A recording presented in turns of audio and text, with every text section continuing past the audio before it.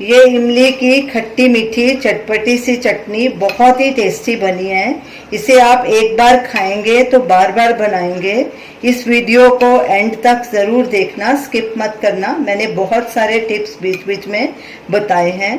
तो चलिए देखते हैं हमने इस चटनी को कैसे बनाया है। आज हम बनाने जा रहे हैं इमली और गुड़ की खट्टी मीठी चटनी। उसके लिए हमने ये 100 ग्राम सीडलेस इमली ली है। इसे हमने 2 कप काफ़ी गर्म पानी में 2 घंटे के लिए भिगो के रखा था। ये देखिए इमली हमारी अच्छे से फूल गई है और नरम हो गई है। और इसमें से हमने गुठली वगैरह चेक कर ली है कि कोई गुठली ना रह जाए, क्योंकि इसे हमें ग्राइंड करना है। अब इसे ग्राइंडर जार में डालेंगे।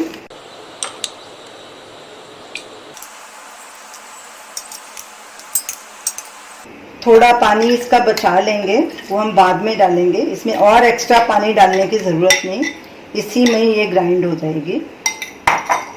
इसे अच्छे से ग्राइंड करना है और इसका फाइन पेस्ट बनाना है। इमली को हमने फाइन ग्राइंड कर लिया है। ये देखिए ऐसे बिल्कुल फाइन ग्राइंड करना है इसे।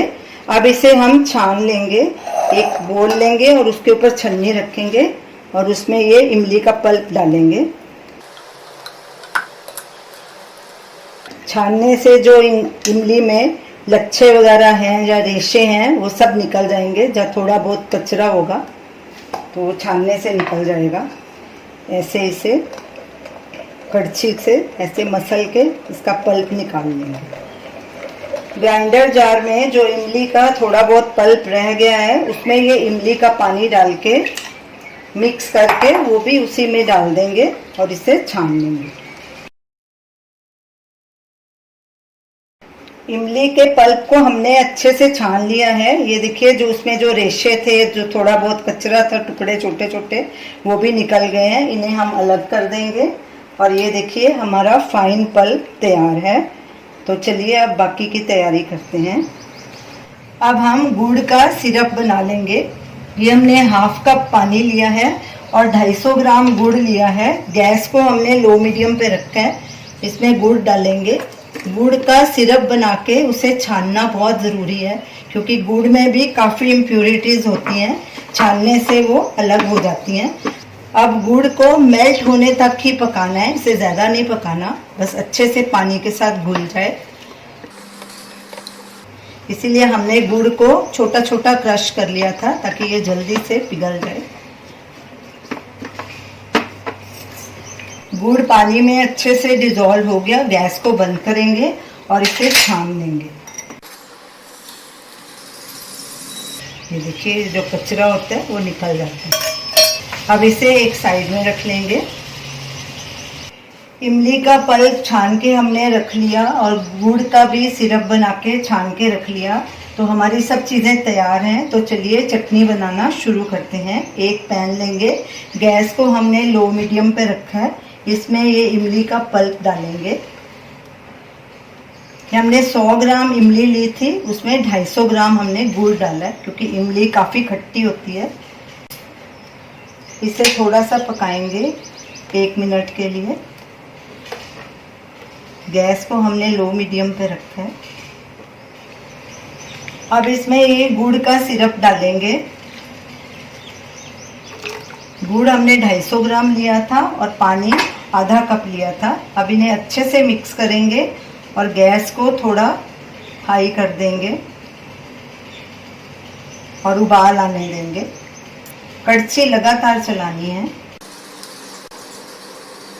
चटनी में उबाल आ गया है। अब इसमें कुछ मसाले ऐड करेंगे। ये हींग है 1/4 टीस्पून, सौंठ पाउडर है 1 टीस्पून, ये कश्मीरी लाल मिर्च 1 टीस्पून, भुना हुआ जीरा पाउडर 1 टेबलस्पून,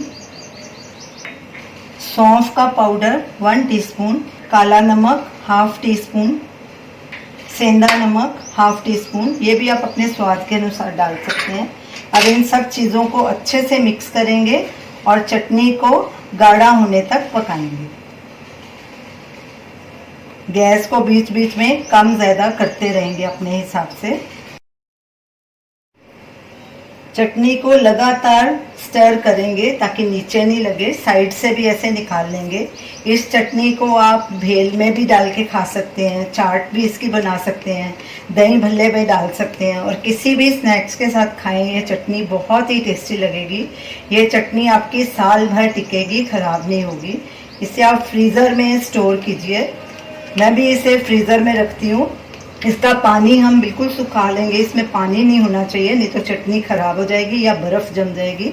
अगर इसमें पानी बिल्कुल नहीं होगा तो ये चटनी आपकी जमेगी नहीं। जब भी आपको इसका इस्तेमाल करना हो तो आधा घंटा पहले इसे फ्रीज़र से निकाल लें। चटनी थोड़ी नरम हो जाएगी तो फिर आप उसको यूज़ कर सकते हैं। मैंने खट्टी मीठी 2-3 और चटनियाँ भी बनाई हैं। एक तो मैंने कच्ची कैरी और गुड़ के साथ बनाई थी और एक मैंने खजूर और इमली के साथ बनाई थी। उसका वीडियो लिंक भी आप स्क्रीन पे देख सकते हैं। चटनी को पकते 10 मिनट हो चुके हैं। ये देखिए पूरी तरह से थिक हो चुकी है। ठंडी होने के बाद ये और थिक होगी। अब गैस को बंद कर देंगे और इसे एक बोल में ट्रांसफ़र कर लेंगे। ये देखिए कितनी बढ़िया चटनी बनी है। आप इसे किसी भी स्नैक्स के साथ, चाट के साथ खा सकते हैं। बहुत टेस्टी लगेगी चटनी। अब इसे एक बोल में ट्रांसफ़र करेंगे। आप इस चटनी को ट्राई कीजिए और हमें अपना फीडबैक दीजिए और हमें बताइए कि आपको ये हमारी रेसिपी कैसी लगी। हमारे वीडियो को लाइक कीजिए, शेयर कीजिए, हमारे चैनल को सब्सक्राइब कीजिए। Thanks for watching.